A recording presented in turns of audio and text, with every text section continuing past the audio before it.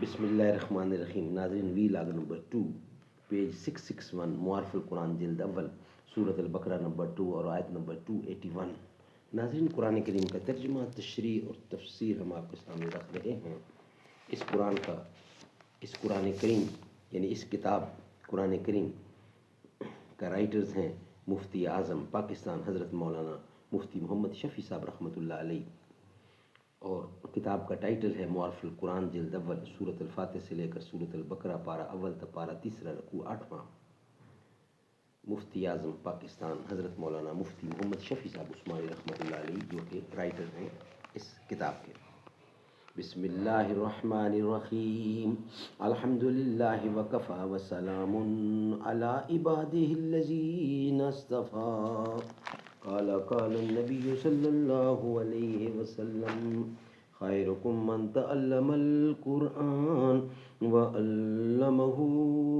بہترین لوگ وہ ہیں جو خود بھی قرآن پڑھیں، دوسروں کو پڑھائیں، سکھائیں اور لکھائیں. بوئے گل لے گئی بحرون چمن، راز چمن کا کیا قیامت ہے کہ خود پھول ہیں غماز چمن. عہد گل ختم ہوا ٹوٹ گیا ساز چمن، اڑ گئے ڈالیوں سے زمزمہ پرواز چمن.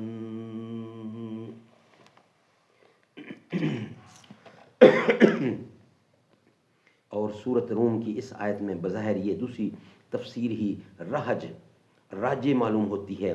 اول تو اس لیے کہ سورۃ روم مکی ہے، جس کے لیے اگرچہ ضروری نہیں کہ اس کی ہر آیت مکی ہو، مگر غالب گمان مکی ہونے کا ضرور ہے جب تک اس کے خلاف کوئی ثبوت نہ ملے. اور آیت کے مکی ہونے کی صورت میں اس کو حرمت سود کے مفہوم پر اس لیے محمول نہیں کیا جا سکتا کہ حرمت سود مدینہ میں نازل ہوئی ہے.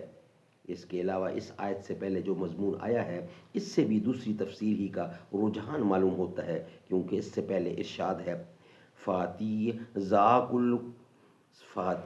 قربا حقہ والمسکین وابن السبیل ذالک خیر للذین یریدون وجہ اللہ.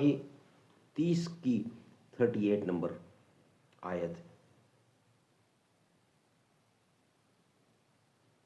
38 نمبر یہ رکوع ہے.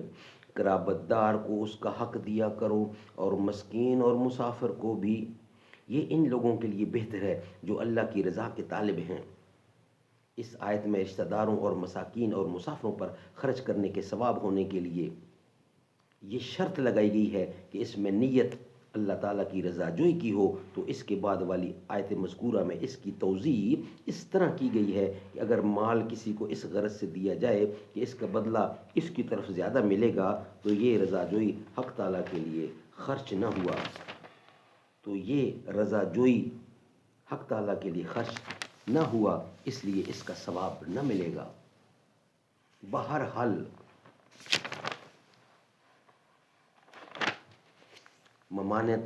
ممانعت سود کے مسئلے میں اس آیت کو چھوڑ کر بھی مذکورۃ الصدر بہت سی آیتیں آئی ہیں، جن میں سے سورۃ آل عمران کی ایک آیت میں اضعاف مضاعف سود کی حرمت بیان کی گئی ہے، اور باقی سب آیتوں میں مطلق سود کی حرمت کا بیان ہے.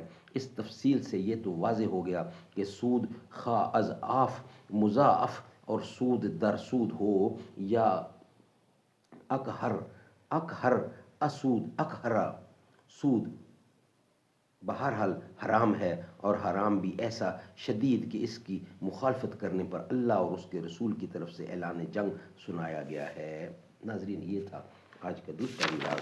انشاءاللہ ویلاگ نمبر 3 میں ہمارا ہیڈنگ ہوگا مسئلہ سود و ربا کی کچھ مزید تشریح اور تفصیل. یہ ہم آپ کے سامنے رکھیں گے، مگر ویلاگ نمبر 3 کی صورت میں. ویلاگ نمبر 2 ہمارا کمپلیٹ ہوا.